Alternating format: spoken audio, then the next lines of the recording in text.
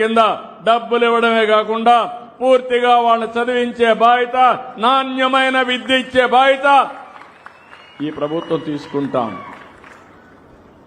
అందుకనే ఈరోజు మీరు చూసినప్పుడు ఒక మంచి సంకల్పం. ఇప్పుడే మంత్రి గారు చెప్పారు, ఒక మాట అన్నారు. ఆయన అడిగినప్పుడు నేను అందరినీ కూడా కొంచెం కన్సల్ట్ చేసినప్పుడు ఏ పోర్ట్ఫోలియో తీసుకుంటారంటే, కాదు నేను విద్యాశాఖే తీసుకుంటా, దీనివల్ల పిల్లల భవిష్యత్తు బాగా చేసే అవకాశం నాకు వస్తుందని ఏరి కోరి మనస్ఫూర్తిగా డిపార్ట్మెంట్ ఎంపిక చేసుకున్న వ్యక్తి లోకేష్. ఎందుకంటే నేను కూడా అనుకున్నాను, డిఫికల్ట్ డిపార్ట్మెంట్, అనునిత్యం పనులుంటాయి. కానీ అతనికి ఉండే స్టాన్ఫోర్డ్ వరకు చదువుకున్నాడు కాబట్టి ఆయన చూస్తే ప్రతి ఒక్కరూ మేము కూడా చదువుకొని పైకి రావాలనే కోరిక కలుగుతుంది. దాన్ని ప్రేరేపించే విధంగా కార్యక్రమాలు చేయమని చెప్పి కూడా ఆయనకి చెప్పా. అది చేస్తారని చెప్పి కూడా నేను మీ అందరికీ తెలియజేస్తున్నా. విద్యార్థుల విషయంలో ఒక ఉపాధ్యాయులదే బాధ్యత కాదు, తల్లిదండ్రులందరిది బాధ్యత. ఈరోజు మనం చూస్తున్నాం, ఈ కమిటీలో మీరు చూస్తే పోయిన సంవత్సరం డిసెంబర్లో ఒక మీటింగ్ పెట్టాం. 44,956 పాఠశాలల్లో పేరెంట్స్, టీచర్స్, మదర్స్ కమిటీ, ఇది మేనేజ్మెంట్ కమిటీలు నిర్వహించాం. ఈసారి మాత్రం కార్పొరేట్ స్కూల్స్ కూడా నేను చాలా గర్వపడుతున్నా. ఎందుకంటే పేద పిల్లలు ఈ గవర్నమెంట్ స్కూల్లో సరిగా చదువు చెప్పరనే ఉద్దేశంతో ప్రైవేట్ స్కూల్లో చదివిస్తున్నారు. చదువు అనేది చాలా ముఖ్యం, వాళ్ళ పిల్లల భవిష్యత్తు. అక్కడ చదివించినా పర్వాలేదు, అవసరమైతే ఒక 5-10 సంవత్సరాల్లో ప్రైవేటు, కార్పొరేట్ కంటే మిన్నగా గవర్నమెంట్ స్కూల్స్ తయారు చేసే బాధ్యత మా టీచర్లది, ఈ ప్రభుత్వాన్ని. నిన్నే నేను చూశాను, గర్వపడుతున్నా.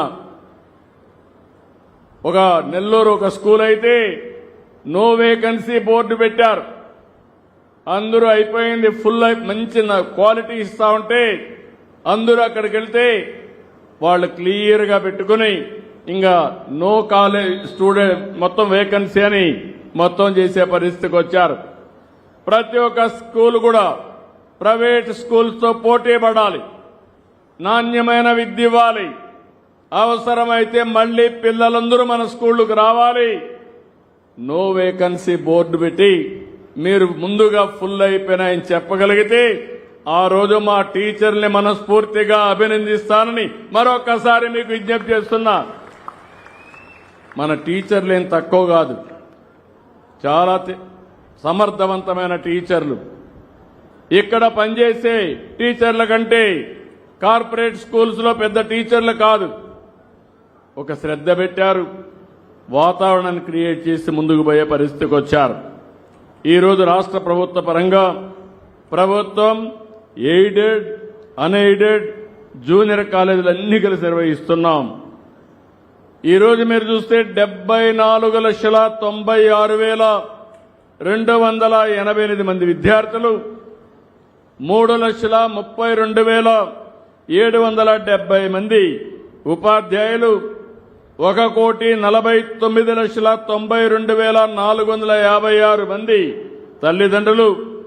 ఈ కార్యక్రమంలో 2,28,000 మంది, 2,28,000 మంది భాగస్వాములైనటువంటి ఏకైక కార్యక్రమం, గిన్నిస్ రికార్డు క్రియేట్ చేయడానికి అవకాశం ఉండే ఏకైక కార్యక్రమం ఈ మెగా పేరెంట్స్, ఈ యొక్క పీటీఎం అని చెప్పి కూడా మీకు తెలియజేస్తున్నా. అయితే ఇది ప్రారంభం మాత్రం. నేను చూశాను, పిల్లలకి ప్రోగ్రెస్ కార్డులు ఇస్తున్నారు, హోలిస్టిక్ ప్రోగ్రెస్ కార్డ్స్ అన్ని ఇస్తున్నారు. ఇంకొక యాప్ తీసుకొస్తున్నారు, గ్రీన్ పాస్పోర్ట్ తీసుకొచ్చారు. ఇవన్నీ కూడా మీరు ఒక్కసారి చూసుకుంటే ఒక బాధ్యత, ఒక భవిష్యత్తుకు భరోసా ఇచ్చే విధంగా అనేక కార్యక్రమాలు తీసుకున్నారు.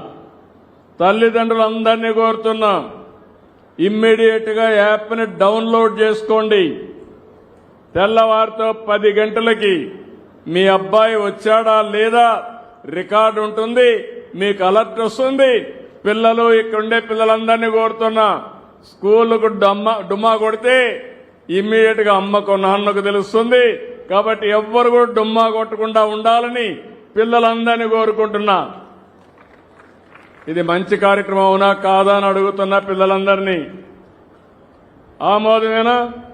పిల్లలందరూ చేలి పైకెత్తండి.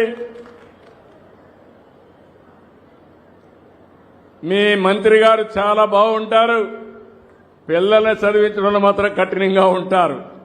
దానికి అభినందిస్తున్నా. Okay, good. తల్లిదండ్రులు యాప్ చూస్తారని అడుగుతున్నా, డౌన్లోడ్ చేసుకుంటారా లేదా? మీరు అందరికీ సెల్ ఫోన్లు ఉన్నాయా? ఉన్నాయంటే చేలి పైకెత్తండి. అందరికీ సెల్ ఫోన్లు ఉన్నాయి. ఇప్పుడు వాట్సాప్ గవర్నెన్స్ కూడా తీసుకొచ్చాం. మీరెక్కడికి పోయే పని లేదు. ఒక్క వాట్సాప్ గవర్నెన్స్ లో ఏం కావాలో చెప్తే చేసి మళ్లీ మీకు సమాధానం చెప్పే బాధ్యత, పనులు చేసే బాధ్యత ఈ ప్రభుత్వం అందని చెప్పి కూడా నేను మీకు తెలియజేస్తున్నా. ఈరోజు ఫస్ట్ టైం స్కూల్స్ లో మీరు చూస్తే ప్రతి ఒక్కరికి నాణ్యమైన, ఆకర్షణీయమైన